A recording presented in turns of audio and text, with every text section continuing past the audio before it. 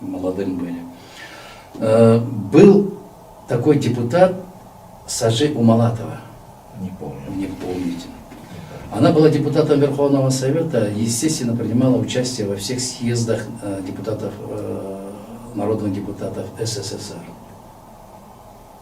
В конце 80-х, я как сегодня помню ее выступление, она была яркая, очень такая образованная, смелая, энергичная и, самое главное, была патриотка своей родины, Советского Союза, Сажи Умалатова, депутат. Она брала слово и выступала с трибуны Верховного Совета Союза СССР, а председательствовал съездом Михаил Сергеевич Горбачев.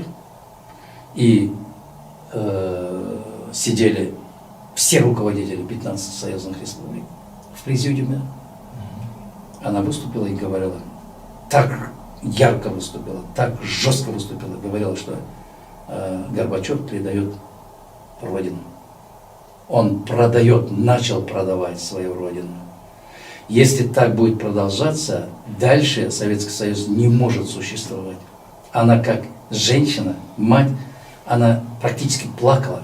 Одумайтесь, ребята, одумайтесь, давайте сегодня остановимся. И она внесла предложение об оказании недоверия Михаилу Горбачеву.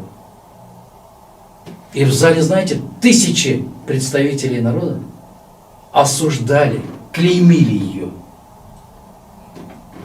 Начиная от этих руководителей 15 республик. Усмехались, смеялись над ней.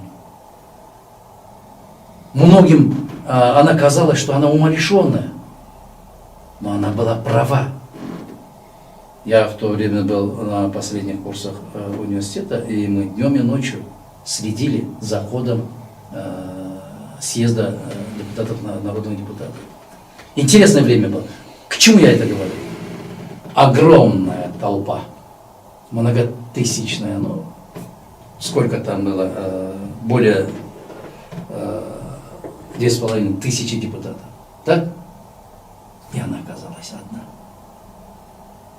Сегодня история показывает, доказывает, что она была на 150% права.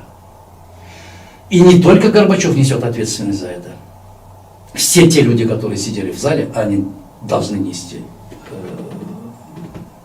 корпоративную ответственность. Потому что при их молчаливом согласии творилось то, что творилось. И сегодня то же самое. То, что при Атамбаеве, то, что сейчас при Джеймбекове делается и предыдущих президентах, корпоративную ответственность должны нести все те, которые ходили, аплодировали, хвалили, поддерживали. Вы согласны с вами?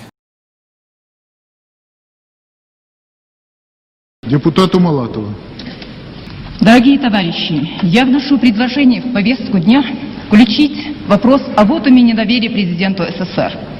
Уважаемый Анатолий Иванович, я вас очень прошу меня не перебивать. Я буду неприятные вещи говорить, это я отдаю себе отчет, но я вас прошу.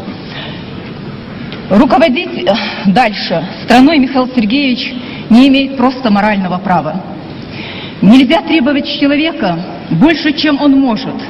Все, что он мог, Михаил Сергеевич сделал.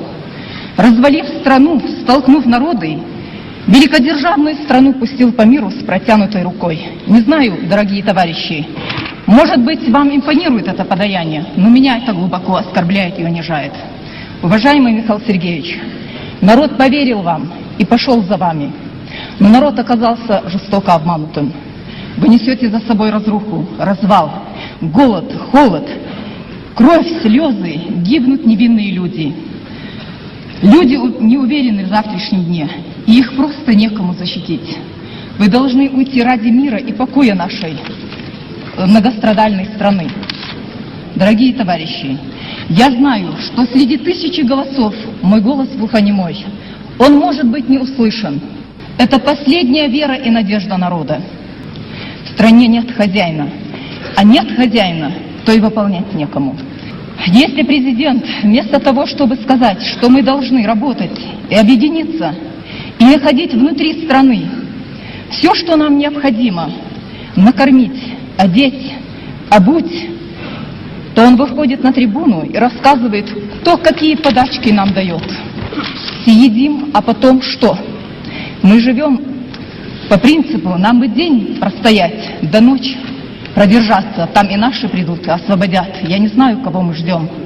Под аплодисментами Запада Михаил Сергеевич забыл, чей он президент. И не чувствует абсолютно пульс страны.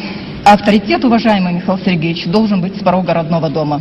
Страну захлестнула безнравственность, злость, ненависть, преступность. Гибнет страна. Многие здесь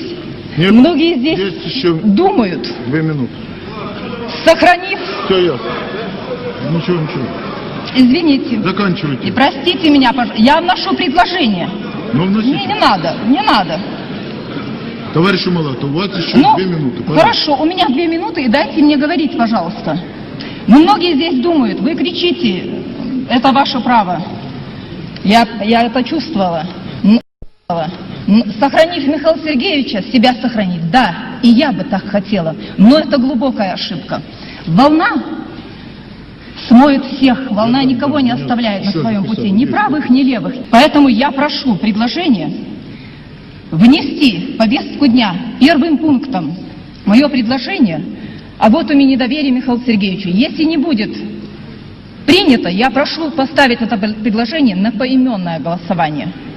Я считаю просто предосудительным даже намек на какое бы то ни было инспирирование мной выступление против президента.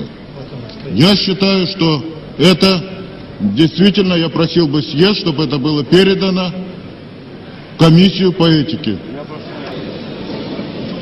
Уважаемые товарищи депутаты, я недавних времен очень жалела, что я не родилась мужчиной. Я честно говорю, я очень этого хотела.